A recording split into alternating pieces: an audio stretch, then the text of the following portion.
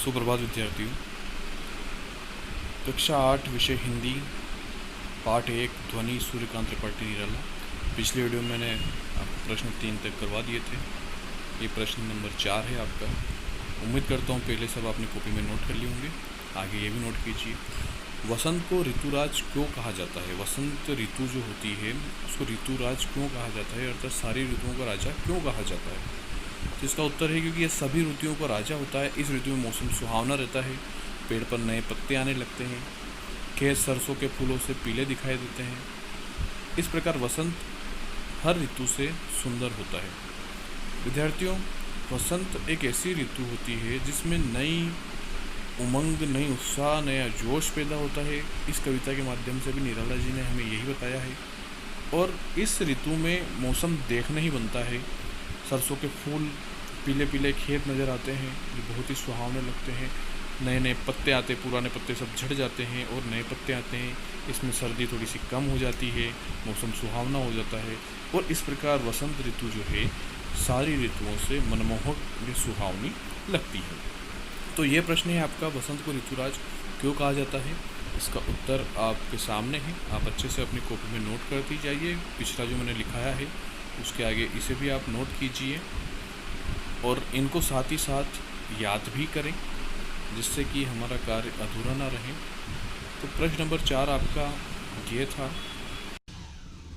अगला प्रश्न, 5वां प्रश्न है हमारा इसी पाठ से। वसंत ऋतु में आने वाले त्योहारों के विषय में जानकारी एकत्रित कीजिए। वसंत ऋतु जो है मार्च अप्रैल के इसमें आती है, मार्च अप्रैल के महीने में आती है।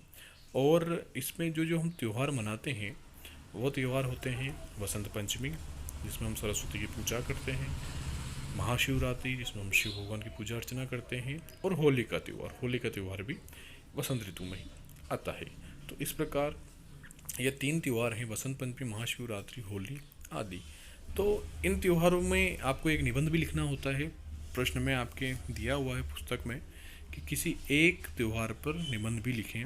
आप चाहें व्याकरण की कॉपी में होली पर निबंध लिख सकते हैं, ताकि आपके आगे के लिए सेव रहेगा और इसी से हम आगे की जानकारी भी लेंगे। तो इस प्रकार पाठ 1 ध्वनि कविता के हमारे प्रश्न उत्तर लगभग पूरे हो चुके हैं। अगले वीडियो में हम अगले पाठ के शब्दार्थ और उस पाठ की जानकारी मैं बताऊंगा आपको। आप पार्ट 1 का पूरा काम अपनी कॉपी में कंप्लीट कीजिए, ताकि हम आगे का काम क्रमबद्ध कर सकें। तो आपका प्रश्न नंबर 5 भी हो गया। वसंत ऋतु में आने वाले त्योहारों के विषय में जानकारी एकत्र कीजिए। वसंत ऋतु में कई त्यौहार मनाए जाते हैं, जैसे वसंत पंचमी, महाशिवरात्रि, होली आदि। तो ये आपके ध्वनि कविता के 5 प्रश्न कंप्लीट हो चुके हैं।